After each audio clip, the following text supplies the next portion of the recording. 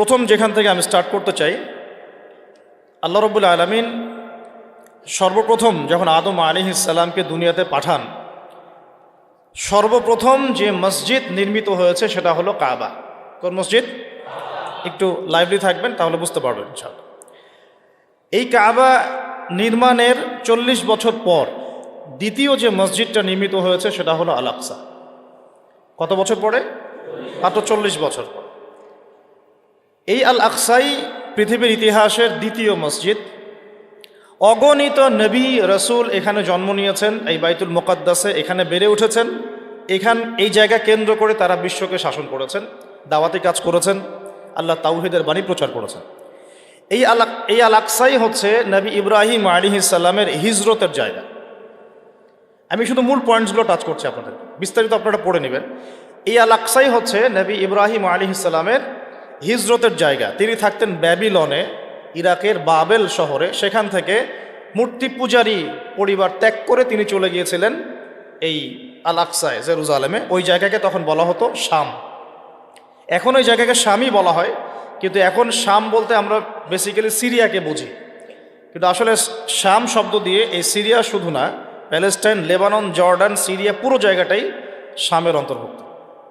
আগে ওই জায়গাকে বলা হতো কেনান। কি বলা হতো? কেনান। তো ইব্রাহিম আলাইহিস সালাম যখন সেখানে হিজরত করেন, সেখানে তাকে কেন্দ্র করে একটা প্রশস্ত নববী আদর্শ, তাওহীদের প্রতিষ্ঠা, একটা নববী রুহানি পরিবেশ গড়ে ওঠে। এবং নবী ইব্রাহিম আলাইহিস সালামের দুজন স্ত্রী ছিলেন, সারা আলাইহিস সালাম এবং হাজারা আলাইহিস সালাম।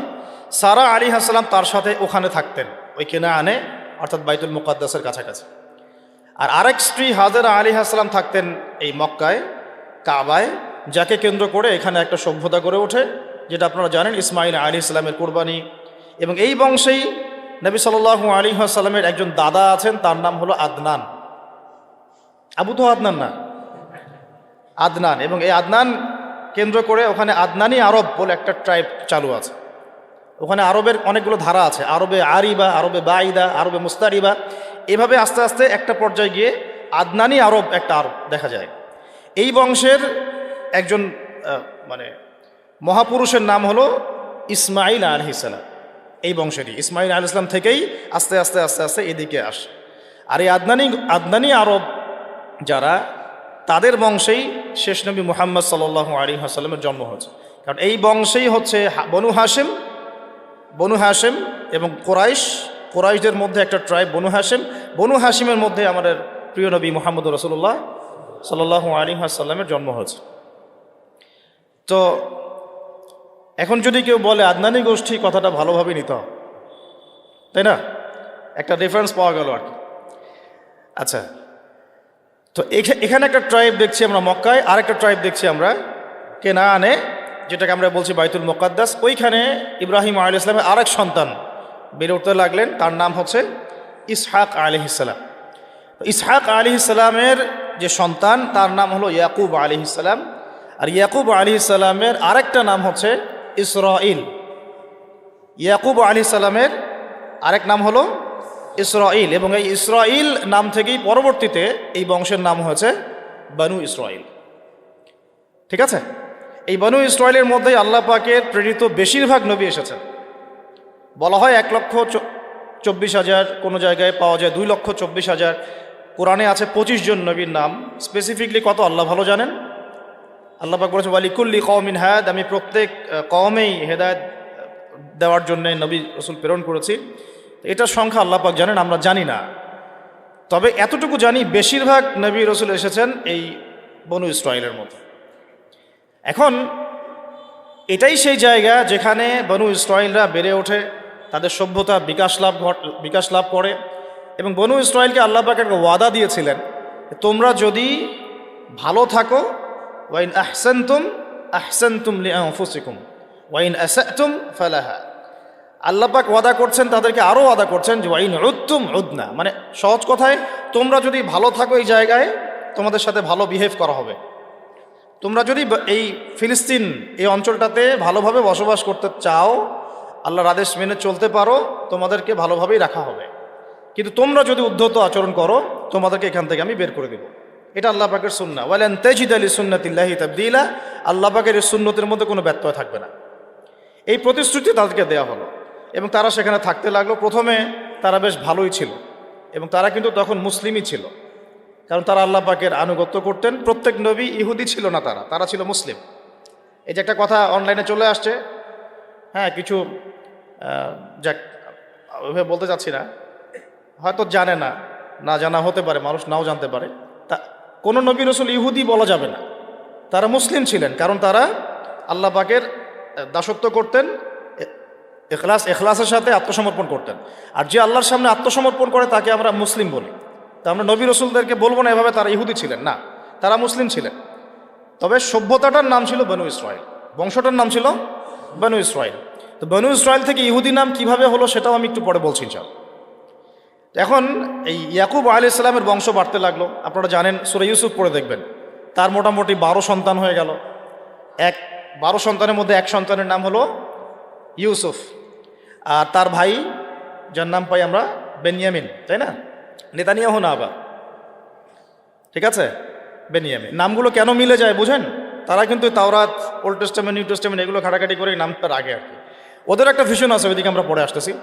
তো এখন এই ইয়াকুব আলাইহিস সালামের যে কওম, যে ট্রাইব, তার যে সন্তানরা, ওই সৎ ভাইদের গল্প আপনারা জানেন, সূরা ইউসুফ বিস্তারিত পড়লে দেখবেন যে তারা দুর্ভিক্ষের কবলে পড়ে সেখান থেকে মিশরে আসে।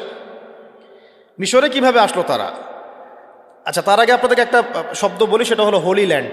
এই শব্দটাকে মাথায় রাখবেন, হোলি ল্যান্ড। শুধু ফিলিস্তিন জুড়ে নয়, বরং মিশরের নীলনদ থেকে শুরু করে ইরাকের ইউফ্রেটিস পর্যন্ত এই পুরো জায়গাটাকে বলা হয় হোলি ল্যান্ড। এই জিনিসটা মাথায় রাখবেন। এখনকার বিশ্বের যত কিছু হচ্ছে হোলি ল্যান্ডকে কেন্দ্র করে, এবং ভবিষ্যতেও যা হবে বিশ্বে ওই জায়গার স্বাধীনতাকে কেন্দ্র করে, ওই জায়গার দখলদারিত্ব নিয়েই সব কনফ্লিক্টগুলো হতে থাকবে ওয়ার্ল্ডে। জায়গাটার নাম হোলি ল্যান্ড।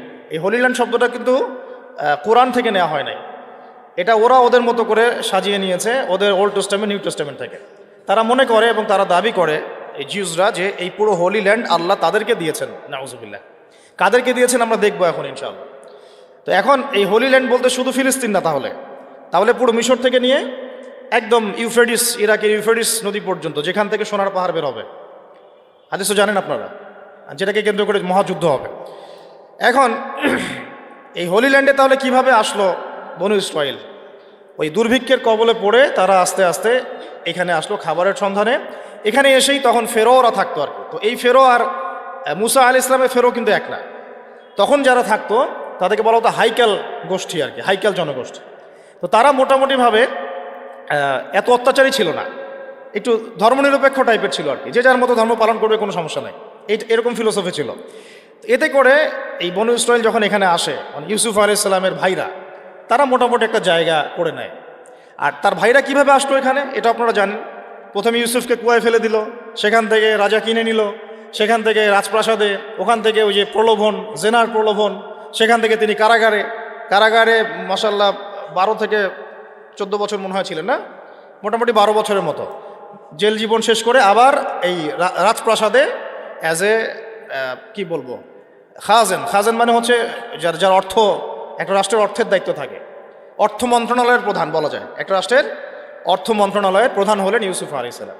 এই যে একটা লাইফের সার্কেল, এটাকে আল্লাহ পাক বলেছেন আহসানুল কসাস, তাই না শব্দটা? Ahsanul cautious, Ahsanul cautious. তো এই উপন্যাস, সবচেয়ে শ্রেষ্ঠ উপন্যাস হলো ইউসুফ আলাইহিস সালামের এই জীবনীটা। এখন আমরা বুঝলাম যে বনু ইসরাইল কীভাবে ওই কেনান থেকে মিশরে আসলো। ইউসুফ আলাইহিস সালাম যখন এখানে পলিটিক্যাল পাওয়ারটা পেলেন, তখন তিনি বাবাকে নিয়ে আসলেন, মাকে নিয়ে আসলেন, ভাইদেরকে নিয়ে আসলেন, সবাইকে মাফ করে দিলেন। এখানে আবার বনু ইসরাইলদের আবাদি গড়ে উঠতে থাকলো। এভাবে আস্তে আস্তে বনু ইসরাইল ছড়িয়ে যেতে লাগলো। মোটামুটি 100-200 বছর তারা এখানে খুব শান্তিতে ছিল, যতক্ষণ না এই হাইকেল জনগোষ্ঠীকে সরিয়ে দিয়ে ফেরাউনরা ক্ষমতা দখল করেছে। ফেরাউনরা আবার উগ্র, এরা আবার ওই রকম না, ওই মানে সেকুলার মাইন্ডেড না। ওরা দাবি করে যে আনা রব্বুকুমুল আলা, আমি তোমাদের মহান। এখানে আর ওই সুযোগ নাই ধর্ম পালনের। এবং তারা খুব বেশি অত্যাচার করতে পছন্দ করত। আপনারা কোরআন খুললেই দেখবেন প্রথম দিকে আছে ইউযাববিহুনা আবনাআকুম ওয়া ইস্তাহইউনা নিসাআকুম। বাচ্চাদেরকে জবাই করত, ছেলেদেরকে জবাই করত, মেয়েদেরকে জীবিত রাখত। এদের আন্ডারে এই ফেরাউনদের আন্ডারে থেকে বনু ইসরায়েলরা যে নির্যাতনটা মানে স্লেভারি যে নির্যাতনটা সহ্য করেছে, এই সময়টা আমার ধারণা এই সময়টা তাদের সাইকোলজিক্যাল একটা পরিবর্তন হয়েছে। এটা আমার শুধু কথা না, ডক্টর রাগিব সার্জানি থেকে শুরু করে আলী মোহাম্মদ সাল্লাবি এই কথা বলেছে যে যখন তারা ফেরাউনের আন্ডারে থেকে এই টর্চার সহ্য করেছে প্রায় এরকম 100 বছর একটা জাতি যখন এভাবে টর্চার সহ্য করতে থাকে, চোখের সামনে জবাই করে দেওয়া হচ্ছে বাচ্চাদেরকে, ছেলেদেরকে, মেয়েদেরকে ধর্ষণ করা, জীবিত রাখা, তখন এই স্লেভারির মধ্যে থাকতে থাকতে ওদের মধ্যে একটা অ্যারোগেন্সি চলে আসে। ঠিক ওই একই কাজটা কিন্তু ওরা এখন মুসলমানদের সাথে করতেছে। খেয়াল করে দেখেন, ওই জিনিসটার শিক্ষা তারা এই ফেরাউনদের কাছ থেকে পেয়েছে। বুঝাতে পারছি আমি কথা কি? আচ্ছা, তো যাই হোক, এভাবে ফেরাউনদের আন্ডারে তারা থাকতে লাগলো এবং বনু ইসরায়েল দাসত্বের শৃঙ্খলে আবদ্ধ হলো। তারা দেখেন ওই জেরুজালেম থেকে এখানে দাসত্বের শৃঙ্খলে আবদ্ধ হওয়ার কারণ কি? আল্লাহ পাকের হুকুম আহকাম থেকে তারা সরে গিয়েছে। এখন আল্লাহ পাক আবারও তাদের প্রতি দয়া করলেন। কি দয়া করলেন? আল্লাহ পাক তাদেরকে আবার একজন নবী দিলেন। সেই নবীর নাম নবী মুসা আলাইহিস সালাম। কি নাম? মুসা আলাইহিস সালাম। তাদেরকে আবার এই জায়গা থেকে উদ্ধার করলেন। ইতিহাস বলতে চাচ্ছি না, আপনারা পড়েছেন, অনেকেই জানেন। কোরআনের পাতায় পাতায় ফেরাউন আর বনু ইসরাইল, কীভাবে ফেরাউনকে ডুবে মারা হলো, কীভাবে বনু ইসরাইলকে নিয়ে তিনি এখান থেকে বের হলেন, গিয়ে বনু ইসরাইল ফেরাউনের হাত থেকে নাজাত পেয়ে যখন ফেরাউনের দলবল লোহিত সাগরে ডুবে মরল, এরপরে কিন্তু মুসা আলাইহিস সালাম তার এই অনুসারীদেরকে নিয়ে এই জেরুজালেমের দিকে আবার যাচ্ছিলেন। মনে আছে? তারা 40 দিনের মধ্যে বাছুর পূজা শুরু করলো, মনে আছে না? 40 দিনের মধ্যে তারা বাছুর পূজা শুরু করলো।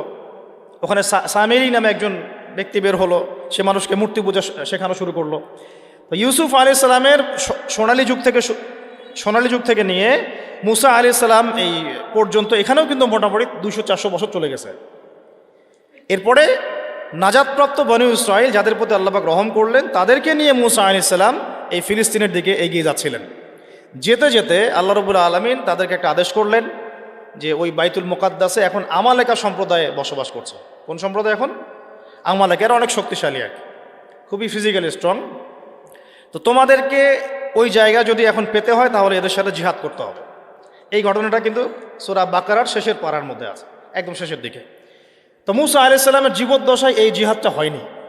মুসা আলাইহিস সালামের জীবদ্দশায় এই আদেশটা এসেছিল, কিন্তু মুসা আলাইহিস সালাম তার অনুসারীদেরকে বলেছিলেন যে আল্লাহ পাক আমাদেরকে জিহাদ করে বাইতুল মুকাদ্দাস জয় করতে বলেছেন। তখন তার অনুসারী বনু ইসরাইল বলেছিল, ইযহাব আনতা ওয়া রাব্বুকা ফাকাতিলা, তুমি আর তোমার রব গিয়ে যুদ্ধ করো, আমরা এখানে বসে থাকলাম। ওয়া ইন্না হাহুনা কাঈদুন। কোন বনু ইসরাইলের কথা বললো? যাদেরকে আল্লাহ পাক একটু আগেই বিপদ থেকে উদ্ধার করে এখানে নিয়ে আসলেন। আর শর্ত আল্লাহর কি?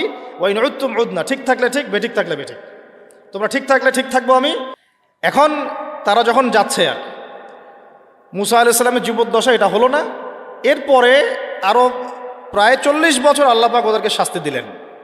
তিহ নামে একটা উপত্যকা আছে, এই উপত্যকায় আল্লাহ পাক তাদেরকে 40 বছর ঘুরিয়েছেন। সকালবেলা বের হতো, এক রাস্তায় যেত, সন্ধ্যাবেলা গিয়ে দেখতো আবার সেই রাস্তায় ফিরে আসছে, ঘুরতো তার উপত্যকায়। আল্লাহ পাক 40 বছর এই শাস্তি দিয়েছেন ওই আল্লাহ পাকের জিহাদের আদেশ লঙ্ঘন করার কারণে।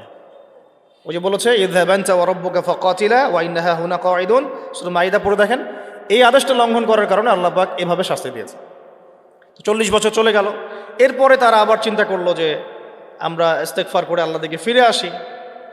আল্লাহ পাক তৌফিকও দিলেন। আল্লাহ পাক তাদের কাছে আরও একজন নবী পাঠালেন, যার নাম হচ্ছে কি নাম? না, হারুন না, ইউশা বিন নুন। মাশাআল্লাহ, ভেরি গুড, ইউশা বিন নুন। তো ইউশা বিন নুন যখন নবী হলেন, তখন তারা আবার দাবি করলো যে আমাদেরকে জিহাদের পারমিশন নেন আল্লাহর কাছ থেকে, আমরা যুদ্ধ করে আমালেকা সম্প্রদায়কে বের করে দিয়ে আমরা বাইতুল মুকাদ্দাস জয় করব। দেখেন ইতিহাস কত ঘুরছে ওই জায়গাকে কেন্দ্র করে আর কি। এটা অক্টোবর মাসের ঘটনা না, এটা ঘটনা প্রায় 5000 বছর পুরাতন একটা হিস্ট্রি এটা। তারপরে ওই নবী বলছেন যে আল্লাহ যদি আদেশ করেন তোমরা কি আবার পৃষ্ঠ প্রদর্শন করবে না? তো তারা বলছে না, আমরা কেন পালিয়ে যাব? আমাদের সন্তানদেরকে হত্যা করা হচ্ছে, ইত্যাদি ইত্যাদি, বাড়িঘর থেকে উচ্ছেদ করা হচ্ছে, আমরা কেন জিহাদ করব না? ওয়ামা লানা আল্লা নুকাতিলা ফি সাবিলিল্লাহ ওয়া কাদ উখরিজনা মিন দিয়ারিনা ওয়া আবনাইনা, সূরা বাকারা শেষের দিকে পড়ে দেখেন। তো এখন আল্লাহ পাক যখন আদেশ করলেন, তখন তারা বলছে আমরা এই নেতাকে মানি না। আল্লাহ পাক একজন নেতা নিযুক্ত করলেন, যার নাম হচ্ছে তালুত, যার নাম তালুত। তো তালুতকে তারা আর মানতে চাচ্ছে না, কারণ কিভাবে তালুত নেতা হতে পারে? ওর তো সম্পদও নাই, ওর তো স্ট্যাটাসও নাই। আমাদের মানে পরিবেশে নেতা হওয়ার মানদণ্ড যা আর কি, সম্পদ থাকতে হয়, স্ট্যাটাস থাকতে হয়। আল্লাহ পাক বললেন যে আমি তাকে দুটো গুণ দিয়েছি, নেতৃত্বের আমি তাকে স্পেশাল দুটো গুণ দিয়েছি।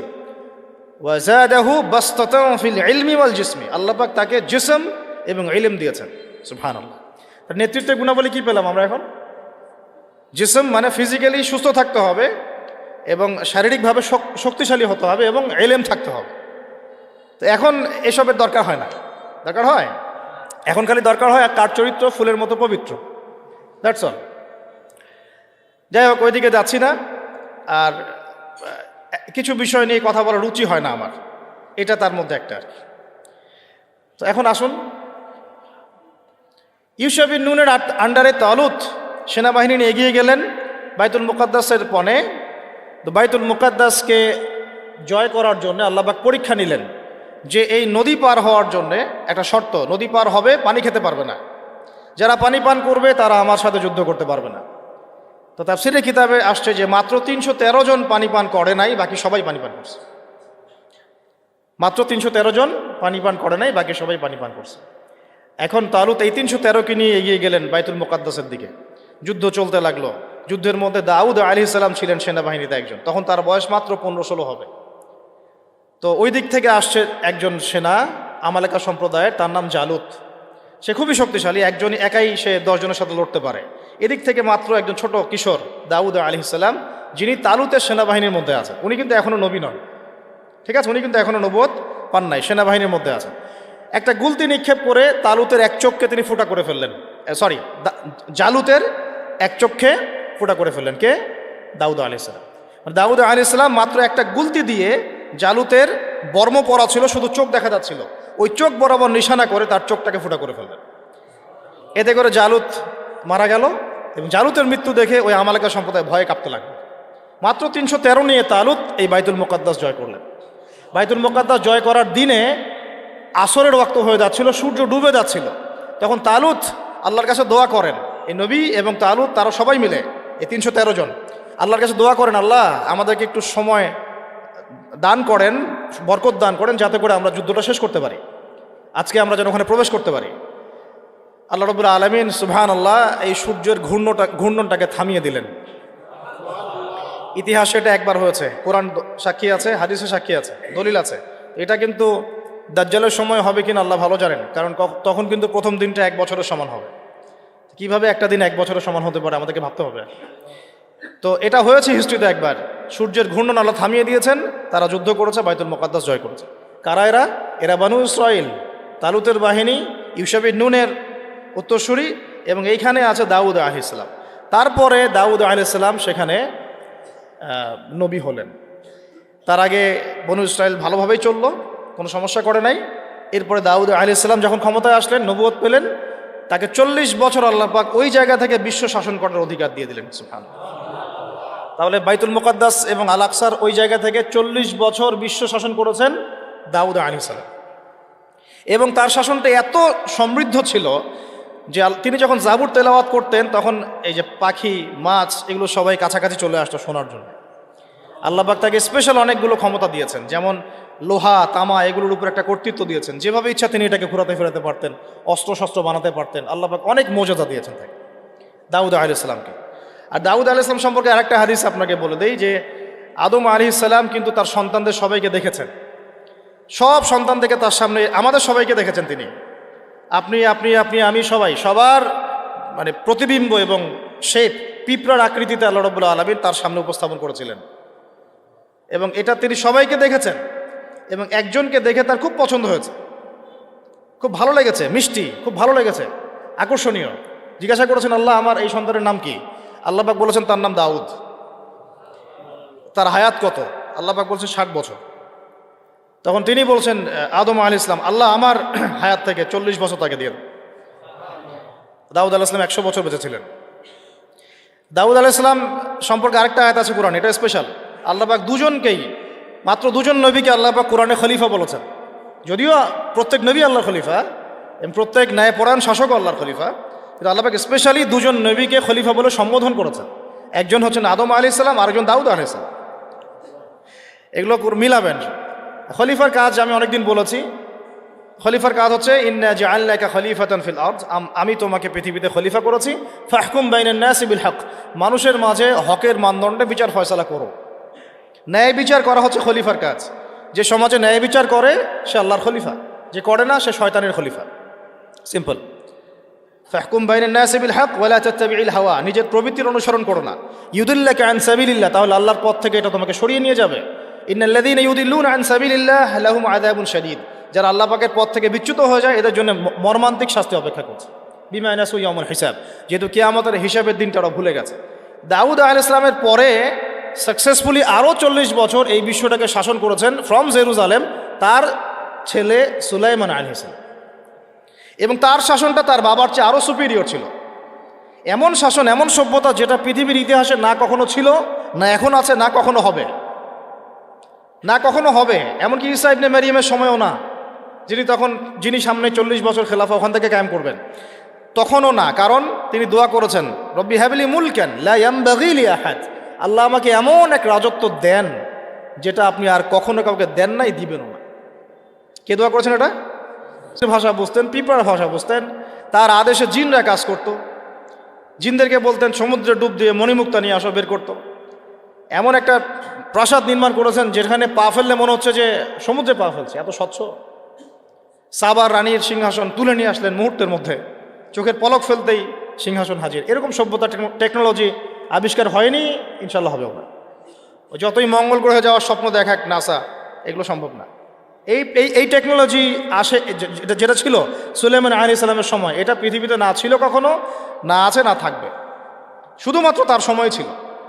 এবং ওই সময়ে সুলাইমান আলাইহিস সালামের শাসনে জেরুজালেম থেকে পুরো বিশ্বটাকে শাসন করেছে বনু ইসরাইল, এবং তারা তখন মুসলিম ছিল, আত্মসমর্পণকারী আল্লাহর বান্দা ছিল, তারা কিন্তু খারাপ ছিল না তখন। এরপরে তাদের অধঃপতনটা শুরু হয়। এরপর থেকে আমি একটু গুটিয়ে নেই, অনেক সময় তো নেওয়া যাবে না। এরপর থেকে অধঃপতনটা শুরু হয়। কীরকম? তারা আবার আল্লাহ পাকের বিধিবিধান সেগুলো লঙ্ঘন করে। মৌলিকভাবে তারা কয়েকটা বিধিবিধান লঙ্ঘন করেছে। একটা হচ্ছে শিরক, এক নম্বর কি? শিরক। তারা আল্লাহ পাকের সাথে শিরক করা শুরু করলো, নবীর আদেশ লঙ্ঘন করা শুরু করলো, এবং অর্থনৈতিক জীবনে গিয়ে সুদ খাওয়া শুরু করলো। সুদের কথাটা মারাত্মকভাবে আসছে ওদের কাছে, ওদের ব্যাপারে সুদ তারা চালু করলো। সুদ, অন্যের সম্পদ আত্মসাৎ করা শুরু করলো, ঠিক যেমন এখনকার মনিটরি সিস্টেম দিয়ে তারা করছে, সেম জিনিস। এবং তারা মাদক দ্রব্যটাকে অ্যাভেলেবল করে ফেললো, জেনাটা বেড়ে গেল খুব, জেনা। এই পাপাচারগুলো যখন বাড়তে থাকলো, আল্লাহ পাক তখন তাদের উপরে অন্য পরাশক্তি চাপাই দিলেন। তাদের মধ্যে দুইজনের নাম মেনশন করবো আমি আজকে শুধু। একজন হচ্ছে নেবুজাত নেজার, একজনের নাম নেবুজাত নেজার। সে এসে আক্রমণ করে পুরা বানু ইসরাইলকে একদম ম্যাসাকার করে ওখান থেকে বের করে দিল। ওরা যা করতেছে এখন ফিলিস্তিনিদের উপরে, এর চাইতেও ভয়ঙ্কর শাসক ছিল নেবুজাত নেজার, যাকে অনেকে বুখতে নাসর বলেন আর কি। তিনি একজন রোমান পারস্যের সম্রাট ছিল আর কি। সে এসে পুরো বাইতুল মুকাদ্দাস জয় করে এই মানে ফাসেক যারা বানু ইসরাইলদের মধ্যে ফাসেক জালেম হয়ে গেছে যারা, ওদেরকে পিটিয়ে এখান থেকে বের করে দিল, দিয়ে পুরো জায়গাটা দখল করলো। বাচ্চাদেরকে হত্যা করেছে, মেয়েদেরকে ধর্ষণ করেছে, এবং ছেলেদেরকে হত্যা করেছে। এভাবে সুদীর্ঘকাল চলতে লাগলো। আবার আল্লাহ পাক তাদের দিকে আবারও মুখ ফিরিয়ে তাকালেন। আল্লাহ পাক তাদেরকে আরও একটা চান্স দিলেন। ওই জায়গায় নেবুজাত নেজারের ওই সভ্যতার পতন হলো, তারা আবার বাইতুল মুকাদ্দাসে ঢুকেছে। এরপরে তারা আবার সেখান থেকে এখানে একটা বিষয় ভুল হয়ে গেল। নেবুজাত নেজার একটা কাজ করেছিল, সে ওই বনু ইসরাইলের মধ্যে অবাধ্য যারা, ওদেরকে বেঁধে নিয়ে ব্যাবিলনে নিয়ে আসছে, এই ইরাকের ব্যাবিলনে। এখানে দাসত্বের জীবনে তাদেরকে অভ্যস্ত করেছে, ওই ফেরাউনদের মতোই। তো এই দাসত্বের জীবনে যখন তারা আছে, তখন তারা আলোচনা করতো একে অপরের সাথে যে আমাদের একজন মসিহ আসবে। কে আসবে? আমাদের একজন মসিহ আসা বাকি আছে, একজন নবী আসা বাকি আছে, যিনি আসলে আমরা আবার বাইতুল মুকাদ্দাস ফিরে পাবো। তারা এখন চর্চা করতো এগুলো, তাদের যে ধর্মগ্রন্থ তাওরাত, তালমুদ, এগুলোতে এটা লেখা ছিল। তারা এভাবে চিন্তা করত। তো এইভাবে তারা স্বপ্ন দেখতে থাকলো ওই দাসত্বের জীবনে। আল্লাহ পাক তাদের সেই মাসিহকে পাঠালেন, আলহামদুলিল্লাহ। সেই মাসিহ হচ্ছেন ঈসা আলাইহিস সালাম। তো মাসিহ ঈসা আলাইহিস সালাম যখন আসলেন, তারা তাদের মাসিহকে চিনতে ভুল করলো, ব্যর্থ হলো। বরং তারা তাকে অপবাদ দিল যে সে একজন জারদ সন্তান, নাউজুবিল্লাহ। তার মা একজন ব্যভিচারিণী, নাউজুবিল্লাহ। মনে আছে সূরা মারিয়াম? তারা এভাবে অপবাদ দেওয়া শুরু করলো। তখন আল্লাহ পাক দ্বিতীয় গজবটা পাঠালেন, যেটা একটু আগে বলতে চাচ্ছিলাম। দ্বিতীয় গজবটা পাঠিয়েছেন আল্লাহ পাক রোমান সেনাপতি টাইটাসের হাত দিয়ে। এই রোমান সেনাপতি টাইটাস দ্বিতীয়বার এসে নেবুজাত নেজারের মতোই এদেরকে আবার ওখান থেকে বের করে দিল। এই লাতুফসিদুন্না ফিল আরদি মাররাতাইন, লাতুফসিদুন্না ফিল আরদি মাররাতাইন, দুইবার তোমরা এই জমিনে ফাসাদ সৃষ্টি করবো। আল্লাহ পাক সূরা বনী ইসরাঈলে বলেছেন এটা। এই দুইবার হচ্ছে এই দুইবার, নেবুজাত নেজারের সময় একবার, তার আগে একবার, আর এই যে রোমান সম্রাট টাইটাসের সময় একবার। প্রথমবার কারণ কি ছিল? তারা সুলাইমান আলাইহিস সালামের এই যে রেখে যাওয়া সালতানাত এবং সে আদর্শ ঐতিহ্য ইমান এগুলো রক্ষা করতে ব্যর্থ হলো। দ্বিতীয়বার তারা তাদের মাসিহকে চিনতে ব্যর্থ হলো। এবার রোমান সেনাপতি ওখানে আবার ম্যাসাকার করলো, একদম জেনোসাইড। এক কথা আমরা কি বলি? জেনোসাইড। যেমন ওই যে আপনারা ওই হিটলারের ঘটনাগুলো পড়েন না, দেখেন জেনোসাইড একটা শব্দ শোনেন, এরকম আর। তারপর বাকি যে বনু ইসরাঈলগুলো বেঁচে ছিল ওদেরকে আল্লাহ রাব্বুল আলামিন পৃথিবীর বিভিন্ন জায়গায় উদ্বাস্তুর মতো রেখে দিলেন, এক জায়গায় থাকতে পারলো না। তারা আর সবাই মিলে ওই বাইতুল মুকাদ্দাসে থাকতে পারলো না, কেউ এখানে, কেউ এখানে, কেউ এখানে, কেউ এখানে। বেশিরভাগ চলে গেল মদিনার দিকে। কোন দিকে? এই মদিনার তখন নাম হচ্ছে ইয়াসরিব, আর কিছু আছে খাইবারে। এই বিচ্ছিন্নভাবে উদ্বাস্তুর মতো, তারা তখন কোনো রাষ্ট্র নাই। কোন জায়গা থেকে এখানে আসলো দেখেন? রুলিং স্টেট থেকে কোন কোন জায়গা থেকে আসতেছে দেখেন?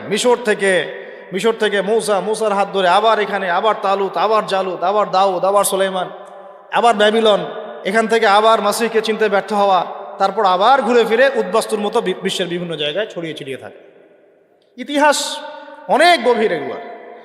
এবার আল্লাহ পাক তাদেরকে আরও একটা সুযোগ দিলেন। সুবহানাল্লাহ, আল্লাহ পাকের কত দয়া আর কত ধৈর্য, এটা চিন্তা করলে আমাদের মনে হয় ইনশাল্লাহ আমরা জান্নাতে যাবো ইনশাল্লাহ। ওরা যা করেছে অবাধ্যতা, তারপরে ওদের অবাধ্যতার ইতিহাস রচনা করা যাবে, রচিত হয়েছেও, মহাকাব্য রচনা করা যাবে ওদের অবাধ্যতা নিয়ে, ঠিক আছে? তারপরে আল্লাহ পাক আরও একটা চান্স দিলেন। সুবহানাল্লাহ, ওদের মাসিহকে চিনতে তো ভুল করলোই, ওকে তো গালি দিলই ঈসা আলাইহিস সালামকে। শুধু তাই না, তারা তাকে হত্যারও চেষ্টা করলো, এবং তারা এর আগে অনেক নবীকে হত্যাও করেছে, যেমন জাকারিয়া আলাইহিস সালাম, যেমন ইয়াহইয়া আলাইহিস সালাম, তাদেরকে হত্যা করা হয়েছে। সূরা ইয়াসিন পড়লে আপনি দেখবেন একদিনেই তারা 3 জনকে হত্যা করেছে, একদিনেই 3 জনকে। এখন মাসিহকে চিনতে ব্যর্থ হওয়ার পরে আল্লাহ পাক তাদেরকে তো আযাব দিলেনই, ওই রোমান সম্রাট টাইটাসের হাত দিয়ে উদ্বাস্তুর মতো রেখে দিলেন, কিন্তু আরেকটা সুযোগ আল্লাহ পাক তাদেরকে দিলেন। এই সুযোগটা ছিল আমাদের নবী মুহাম্মদ সাল্লাল্লাহু আলাইহি ওয়াসাল্লাম। সর্বশেষ একটা চান্স থাকলো, যদি নবী মুহাম্মদ সাল্লাল্লাহু আলাইহি ওয়াসাল্লামের আনুগত্য করে ফিরে আসে, তাহলে ইনশাআল্লাহ মুসলমান হলে আবারও বিশ্বের বুকে তারা দাপটের সাথে চলতে পারবে, যেমন সাহাবা একরাম চলেছেন। বুঝতে পারছেন কথা? এখন এই কথাটা বলে নেই যে তারা কিন্তু ঈসা আলাইহিস সালামকে হত্যা করার চেষ্টাও করেছে। এটা সূরা নিসা মাইদা পড়লে আপনি বুঝতে পারবেন। আল্লাহ পাক বলেছেন ওয়ামা কাতালুহু, তারা চেষ্টা করেছে কিন্তু তারা ওদের মাসিহকে হত্যা করতে পারে নাই। ওয়ামা সালাবুহু, তারা তাকে ক্রুশবিদ্ধ করতে পারে নাই। বাল রাফাআহুল্লাহু ইলাইহি, বরং আল্লাহ পাক তাকে তার কাছে উঠিয়ে নিয়েছে। ওয়ালাকিন শুব্বিহা লাহুম, কিন্তু তাদের মনে হয়েছিল যে তারা তাকে হত্যা করেছে।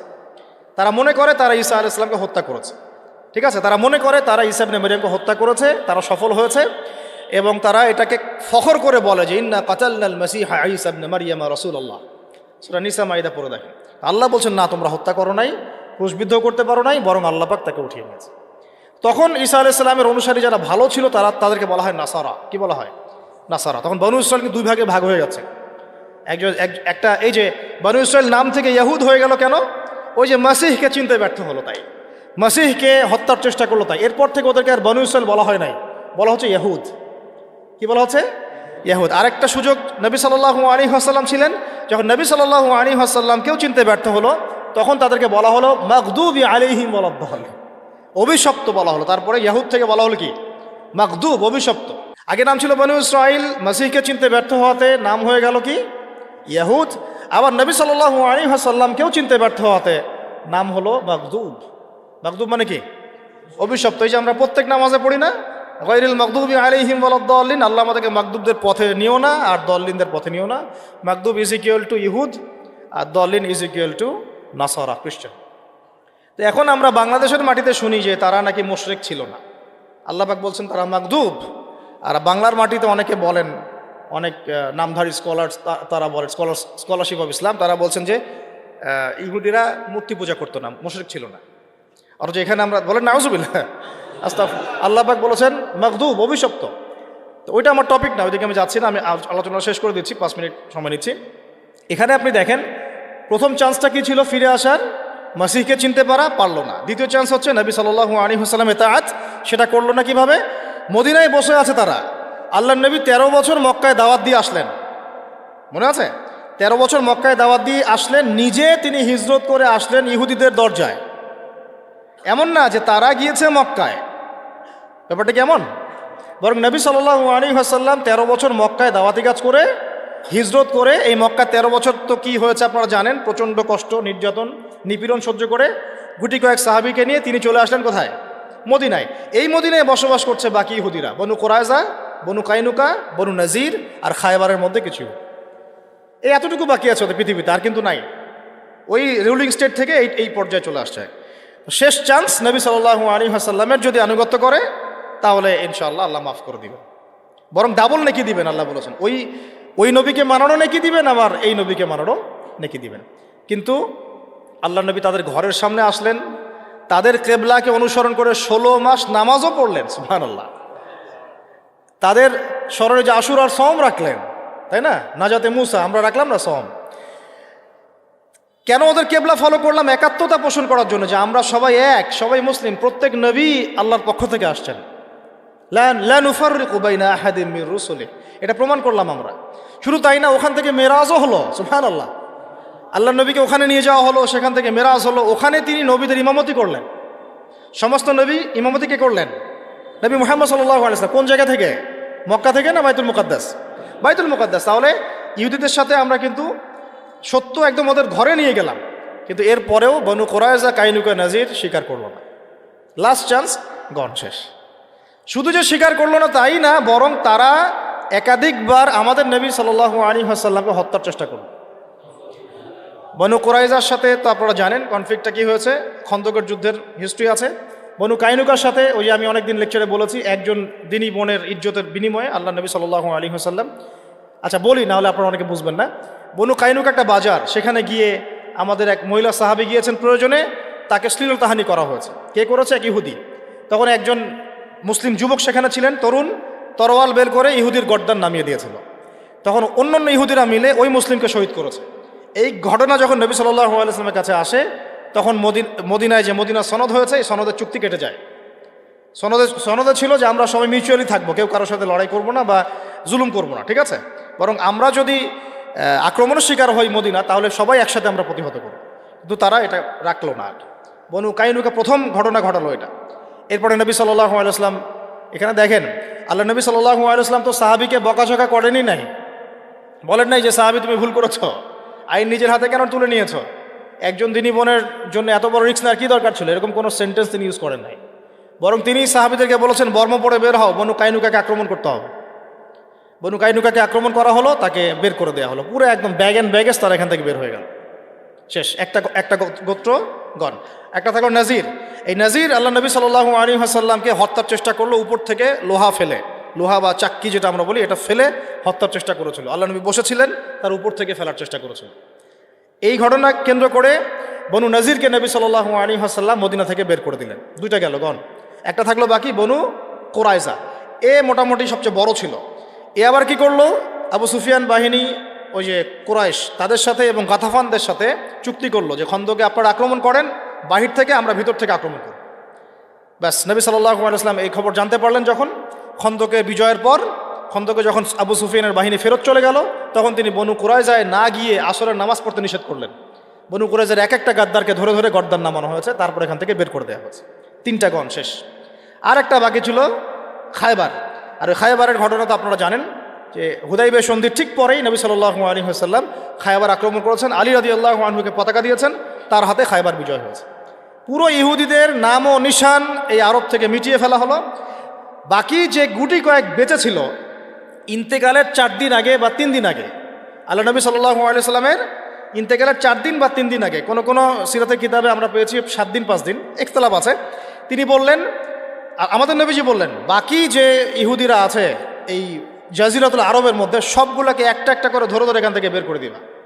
কে বললেন? আমাদের নবী সাল্লাল্লাহু আলাইহি ওয়াসাল্লাম। এরপরে নবী সাল্লাল্লাহু আলাইহি ওয়াসাল্লামের এই আদেশটা বাস্তবায়ন করেছেন আবু বকর সিদ্দিক, ওমর ইবনুল খাত্তাব, ওসমান বিন আফফান, আলী ইবনে আবি তালেব। পুরো জাজিরাতুল আরব মানে পুরো আরব বিশ্ব থেকে ওদেরকে বের করে দেওয়া হয়েছে। এই বের করে দেওয়াটা কি অন্যায় হয়েছে? এরা নবীদেরকে হত্যা করা জাতি, আল্লাহ নবীকে হত্যার চেষ্টা করেছে, জুলুমের উপর জুলুম, কিভাবে তাদের উপর আর রহম করা যায়, সব চান্স ক্লোজ, শেষ। এতগুলো সুযোগ তো আমরা পাই নাই। যত সুযোগ ওরা পেয়েছে। এরপরে নবী সাল্লাল্লাহু আলাইহি সাল্লামের 4 খলিফার যুগ শেষ। 5 মিনিট এদিকে মনোযোগ দেন, জাস্ট 5 মিনিট। নবী সাল্লাল্লাহু আলাইহি ওয়াসাল্লামের 4 খলিফার যুগ শেষ। 4 খলিফার যুগ ছিল 30 বছর। কত বছর? 30 বছর। তারপরে উমাইয়াদের যুগ চলেছে 97 বছর। কত বছর?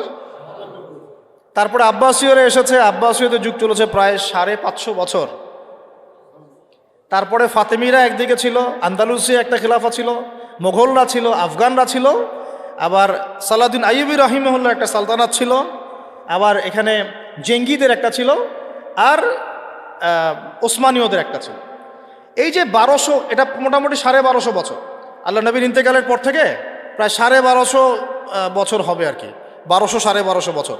এই 1200-1250 বছরে তারা আর কোনোদিনও এই বাইতুল মুকাদ্দাসে ঢুকতে পারে নাই, শুধুমাত্র কয়েকটা ক্ষেত্র ছাড়া। ওই ক্ষেত্রগুলোর 1 নম্বর ক্ষেত্র হচ্ছে 1099 সালে। কত সালে? 1099 সালে তারা একবার ট্রাই করলো ক্রুসেড যুদ্ধের মধ্য দিয়ে ওই জায়গায় ঢোকার, এবং তারা সফলও হয়েছিল। তারা সেটাকে দখল করতে সক্ষম হলো। কেন দখল করতে সক্ষম হলো? কারণ তখন মুসলমানদের চরিত্র বনু ইসরায়েলদের মতো হয়ে গিয়েছে। কথা বুঝতে পারছেন কি? আমরা ওদের মতো হয়ে গিয়েছিলাম। ওই ঈমান চলে গেল, আমল চলে গেল, তাসকিয়া চলে গেল, আমরাও হারাম খাওয়া শুরু করলাম, আমরা একে অপরের সাথে কনফ্লিক্টে চলে গেলাম, দুর্বল হয়ে গেলাম, ওরা এসে দখল করে ফেলল। 1099 দখল করেছে, বেশি দিন লাগে নাই, মাত্র 80 থেকে 90 বছরের মধ্যে 1187-তে আবার সালাউদ্দিন আইয়ুবী রাহিমাহুল্লাহ ওটা আবার ফাতহ করেছে। কত বছর? মাত্র 80 থেকে 90 বছরের মধ্যে। এই মানুষকে নিয়েও বাংলাদেশে বিতর্ক হচ্ছে। এই মানুষকে নিয়েও বাংলাদেশে বিতর্ক, এটা বাংলাদেশেই সম্ভব, কারণ আমরা মানে সবাই হিস্ট্রি পড়ি না আর কি। আমরা ইসলামের কিছু অংশ মানার চেষ্টা করি, কিছু অংশ মানতে চাই না। এই জন্য এখানেই পসিবল এগুলো। অন্য জায়গায় হলে এটা যদি উমর ইবনুল খাত্তাবের সময় এরকম কথা কেউ বলতো, গর্দান নামাই দিত একদম। হয়তো আইয়ুবী রাহিমাহুল্লাহর সময় যদি এরকম কথা কেউ বলতো, ধরে ধরে গর্দান নামাই দিত, অথবা এতটুকু না করলে হয়তো জেলেতে ঢুকাইতো। এতটুকু তো করতেন, বা বেত্রাঘাত করতেন, সবার সামনে লাঞ্ছনা করতেন। তো 1099 সালে যখন ক্রুসেডাররা এটা দখল করেছে, তার মাত্র 80-90 বছরের মধ্যেই আইয়ুবী রাহিমাহুল্লাহ আবার গিয়ে ওটাকে দখল করেছে, মাত্র 80 থেকে 90 বছর। এরপরে তারা আরও 3-4টা ক্রুসেড লঞ্চ করেছে, একটা দুটা না। দ্বিতীয় ক্রুসেড, তৃতীয় ক্রুসেড, চতুর্থ ক্রুসেড। প্রত্যেক ক্রুসেডেই দেখা গেছে একদিনে 70,000 করে মুসলমানকে মারা হয়েছে। আমরা এগুলো জানি না। তারপরে এটা অনেক হিস্ট্রি, বলতে সময় পাবো না আজকে। দ্বিতীয় তৃতীয় ক্রুসেডের মাঝখানে এমনও ঘটনা ঘটেছে, মুসলমানরা যখন ডিফেন্স করছিল, ওরা 3 লক্ষ সৈন্য নিয়ে আসছে, যার মধ্যে 2,95,000 ওই যুদ্ধের মাঠে মারা গেছে, 5,000 পালায় বাঁচতে পারছে। এরকম করে লড়ছিলেন আমাদের বাবারা। তারপরে আপনারা ওই সাইফুদ্দিন কুতুজের নাম শুনবেন, নুরুদ্দিন জেঙ্গির নাম শুনবেন, অনেকে জাহের বাইবারাসের নাম শুনবেন, রুকনুদ্দিন বাইবারাসের নাম শুনবেন। সবাই ব্যাক টু ব্যাক ক্রুসেডগুলোকে প্রতিহত করে করে বাইতুল মুকাদ্দাসকে রক্ষা করেছিলেন। এই রক্ষা চলেছে দীর্ঘদিন। তারপর ওসমানীয়রা ক্ষমতা এসেছে। আর্তুগরুলের নাম শুনেছেন না? আর্তুগরুল গাজীর ছেলে ওসমান যখন ক্ষমতায় আসে, সালতানাত প্রতিষ্ঠা করে, সে বাইতুল মুকাদ্দাসের এই অটোম্যানদের হাতে এটা চলে যায়। প্রায় 697 বছর অটোম্যানরা এটাকে ধরে রেখেছিল। অটোম্যান বলতে বোঝাচ্ছি উসমানীয়রা। এরপরে 1914 সালে এসে প্রথম ওয়ার্ল্ড ওয়ার হয়েছে। এই ফার্স্ট ওয়ার্ল্ড ওয়ারে এসে ওরা এটাকে দখল করেছে। কার হাত ধরে? ব্রিটেনের হাত ধরে। তারপরে ওর মধ্যে সব ইহুদিরা ঢুকলো, জায়গাটা দখলও করলো, মুসলমানদেরকে মেরে কচুকাটা করলো, বাড়িঘর থেকে উচ্ছেদ করলো। ওই নেবুজাদনেজার যা করেছিল, টাইটাস যা করেছিল, যুগ যুগ ধরে যা হয়ে এসেছে, ওই একই জিনিসটাকে পুনরাবৃত্তি করলো মুসলমানদের সাথে এবার ইহুদিরা। 1914 সাল থেকে শুরু হলো ব্রিটেনের হাত ধরে, প্রথম বিশ্বযুদ্ধের ঠিক পরপর, যখন ওসমানীয়দের পতন হয়ে গেল। বেশি দিন হয় নাই, এই তো 1914, 100 বছর হয়েছে কেবল। এই লাস্ট 100 বছরটা হচ্ছে আমাদের অধঃপতনের সময়। লাস্ট 100 বছরে আমরা এই দাসত্বের জীবনে চলে আসলাম। আমরা এখন এগুলো নিয়ে স্বপ্ন দেখছি, আমরা আবার বিজয় করবো ইনশাআল্লাহ। কিন্তু লাস্ট 100 বছরে আমাদের এই অবস্থাটা হয়েছে। 14তে ঢুকে আস্তে আস্তে রাষ্ট্রটাকে বড় করার চেষ্টা করেছে। দফায় দফায় সংঘাত হয়েছে। প্রথম দিকে মুসলমানরা শান্তিপূর্ণভাবে অ্যাক্টিভিটিস নিত, সভা হতো, সেমিনার হতো, সিম্পোজিয়াম হতো, মিছিল হতো। 1933 পর্যন্ত এভাবে চলেছে। তারপর 1933-এর পরে 33 থেকে 40-এর মধ্যে আল কাসাম ব্রিগেড তৈরি করা হয়েছে। আল কাসাম ব্রিগেড, এর নেতৃত্ব দিয়েছিলেন ইজউদ্দিন কাসাম। কি নাম? ইজউদ্দিন কাসাম। তিনি এটাকে সশস্ত্র আন্দোলনের রূপ দিয়েছিলেন। তখন ওদের সাথে আমাদের সশস্ত্র জিহাদগুলো শুরু হয়েছে আবার নতুন করে। এটা অক্টোবর মাসে শুরু হয় নাই, 1914 সাল থেকে শুরু হয়েছে, যখন তারা এই জায়গা দখল করেছে। আমাকে বলেন তো ফিকহের ফতোয়া কি হবে যখন তারা এই জায়গাটা দখল করবে? ওই দিন থেকেই কি জিহাদ ফরজ হয়ে যায়নি ওখানে? হয় নাই? এবং ওই যে সুদীর্ঘ 100 বছরে যে মুসলমানরা করে আসছে, তাহলে এটা কি নতুন করে তারা লঞ্চ করলো না? 100 বছর থেকেই হচ্ছে। ইতিহাস না জানলে মানুষ মনে করবে যে অক্টোবর থেকে শুরু হলো, মনে হয় ন। ইজউদ্দিন কাসসাম এটা 1935 থেকে 40-এর মধ্যে ফর্ম করা হয়েছে। দীর্ঘদিন এভাবে চলতে আসে 48 সাল পর্যন্ত ব্রিটেনের সহযোগিতায় তারা ওই রাষ্ট্রের মধ্যে ঘাঁটি গেড়ে বসতে পারলো। কত সাল পর্যন্ত? 48। তারপরে ওয়ার্ল্ডের মধ্যে একটা পরিবর্তন আসে। ওই যে 45-এ যখন সেকেন্ড ওয়ার্ল্ড ওয়ার হয়, তখন রুলিং স্টেট চেঞ্জ হয়ে যায়, ব্রিটেনের জায়গায় চলে আসে আমেরিকা, এবং আমেরিকার হাত ধরে ওরা আরও শক্তিশালী হওয়া শুরু করে। ব্রিটেন ওদেরকে পেলে পোষে বড় করেছিল, আমেরিকা তাকে আরও বেশি তেল দেওয়া শুরু করলো। আস্তে আস্তে ওকে একদম ওই শিশু শাবক থেকে একদম দানবের রূপ দিল আমেরিকা। কথা বোঝার চেষ্টা করেন। ব্রিটেন ওকে শিশু শাবকের মতো মানে লালন পালন করেছে, আর ইউএসএ আসা রুলিং স্টেট হওয়ার পর ওকে দানবের আকৃতি দিয়েছে। সব ধরনের support, economic support, political support, geopolitical support, মিডিয়ার সাপোর্ট, প্রযুক্তির সাপোর্ট, পারমাণবিক ওয়েপন্স, এভরিথিং তারা প্রোভাইড করেছে। করে 48 থেকে নিয়ে এই যে এখন 23 পর্যন্ত দফায় দফায় 4টা বা 5টা বড় বড় যুদ্ধ হয়েছিল। 1963-তে হয়েছে, মনে আছে আপনাদের? 50-তে হয়েছে, 63-তে হয়েছে, তারপরে আপনার 72-এ হয়েছে, তারপরে ওই যে বাদশাহ ফয়সালের অয়েল বয়কট হয়েছে 73-এর দিকে, 74-এর দিকে, মনে আছে আপনাদের? এগুলো হিস্ট্রি। 4টা-5টা ওয়ার হয়েছে, আরব ইসরায়েল। কারেন্ট অ্যাফেয়ার্সগুলো পড়ে দেখেন, আপনারা পাবেন। 4টা-5টা দফায় হয়েছে, কিন্তু কোনোটাতেই মুসলমানরা আর পেরে ওঠে নাই। লাস্ট এই 100 বছরে মুসলমান আর পেরে ওঠে নাই। 5টা-6টা রাষ্ট্র মিলে একা তার সাথে লড়তে পারে নাই। সে একা 5-6টা রাষ্ট্রের এগেনস্টে লড়েছে। আপনি কি মনে করছেন তাদেরকে? তারা ওই আগের ওই দুর্বল অবস্থায় নাই, তারা সব কিছু নিয়ন্ত্রণ নিয়ে নিয়েছে ওই জায়গা থেকে, এই দুটো রাষ্ট্রের হাত ধরে ধরে। প্রত্যেকটা ডিপার্টমেন্ট ওয়াইজ আমি মেনশন করলাম কোন কোন ডিপার্টমেন্টে। তারপরে আস্তে আস্তে যখন ইন্তেফাদা শুরু হলো 80-র দশকের দিক থেকে, 83, 87, 94, এই করতে করতে 1993-তে অসলো শান্তি চুক্তি হয়েছিল। আপনারা পড়ে দেখেন। দ্বিজাতি, এর আগে আবার দ্বিজাতি নীতি হয়েছে, ইত্যাদি ইত্যাদি। দ্বিজাতি নীতি মুসলমানরা কখনো মানে নাই। কেন আমরা দুটো রাষ্ট্রনীতি মানবো? ওটা আমাদের জায়গায়, আমাদের এক রাষ্ট্রনীতি থাকবে। তোমরা এখানে বাইরে থেকে উড়ে এসে জুড়ে বসছো, এখান থেকে তোমরা চলে যাবা। তোমরা উড়ে এসে জুড়ে বসছো, তোমরা চলে যাবা। আমরা কেন এটাকে ভাগের নীতিতে যাব? মুসলমানরা যায়নি কখনো। অসলো শান্তি চুক্তির পরে যখন মুসলমানদের মধ্যে নমনীয়তা আসলো, তখন সৃষ্টি হয়েছে হামাস। এটা এখন হয়নি, 1993-তে, 1994-এ হয়েছে, 1994 সালের দিক থেকে। তারপরে আস্তে আস্তে আস্তে আস্তে ওরা শক্তিশালী হওয়া শুরু করলো, এবং চতুর্দিক থেকে ইয়েমেনের সাপোর্ট, এদিকে ইরানের সাপোর্ট, কিছু কিছু ক্ষেত্রে আরব কান্ট্রিগুলোর সাপোর্ট, কাতার, কুয়েত, আবুধাবি, লেবানন, জর্ডান, এদের সাপোর্টে আস্তে আস্তে ওরা ওই জায়গাটুকুর মধ্যে তাদের কার্যক্রম পরিচালিত করতে থাকে। মূলত তারা মূল বিষয়টা হচ্ছে ওই জায়গাটুকু বাদ দিয়ে বাকি সব জায়গায় তারা দখল করে ফেললো। আদতে সব জায়গায় পরাধীন, শুধু ওই জায়গাটা এখন পর্যন্ত স্বাধীন। কথা কি বুঝতে পারেন নাই? আদতে এই লাস্ট 100 বছরে তারা আরবের উপর নিয়ন্ত্রণ নিল। মাত্র এই 90 বছরে তারা মোটামুটিভাবে 80 থেকে 85% জায়গা দখল করে ফেললো। এদিকে পশ্চিম তীর বাদ দিয়ে আর গাজা বাদ দিয়ে বাকি থাকলো অল্প কিছু ল্যান্ড। এই ল্যান্ডটুকুর মধ্যে মুসলমান ভাইরা তাদের কাছে যা আছে এটা দিয়ে প্রতিহত করা শুরু করে। দফায় দফায় দফায় দফায় প্রত্যেক বছর রমজান মাসে হামলা হচ্ছে, মসজিদ থেকে বের করে দেয়া হচ্ছে। এখন তো দেখছেন নতুন করে হিস্ট্রিগুলো আবার মানুষের স্মৃতিতে আসছে। আমরা খুব ইতিহাস ভোলা জাতি, ইস্যু পাগল জাতি। একটা ইস্যু সামনে আসলে আমরা তখন চর্চা করি, তারপর আমরা ভুলে যাই আবার। ঠিক আছে, আমরা কনফারেন্স করলাম, অনেক কিছু করলাম, লেখালেখি করলাম, ফেসবুক কাঁপাই দিলাম, দেখেন আস্তে আস্তে সব ঠান্ডা হয়ে গেছে। আমরা হচ্ছে এরকম একটা জাতি। এই কারণেই আমাদের স্মৃতিতে যেন এটা জীবিত থাকে, এই জন্য প্রত্যেকটা লেকচারের মধ্যে আল-আকসা ইস্যু আসা উচিত। কেন? কারণ এটা আমাদের ফাইনাল ডেস্টিনেশন। কেমন করে বোঝাচ্ছি, এখান থেকে শেষ করে দিব 2 মিনিটে। এই যে তারা পুরো জায়গাটার উপর এত জুলুম করলো, এবং মুসলমানরা তাদের জান মাল সময় শ্রম দিয়ে সর্বোচ্চ শক্তি দিয়ে প্রতিহত করার চেষ্টা করলো। আপনাদের কি মনে হয় কতগুলো মুসলমান মারা গেছে? আমি আপনাদেরকে একটা পরিসংখ্যান বলে দিই। প্রতিদিন গড়ে 2.5 জন করে, প্রতিদিন গড়ে 2.5 জন করে মুসলমানকে মারা হয়েছে। কত লক্ষ দিনী বোনকে উঠানো হয়েছে তার ঠিক নাই। কত ভাই কারাগারে এখন নির্মম নির্যাতন সহ্য করছেন ঠিক নাই। কতজনকে গুপ্ত হত্যা করে মারা হয়েছে ঠিক নাই। কতগুলো বাচ্চাকে মারা হয়েছে তারও ঠিক নাই।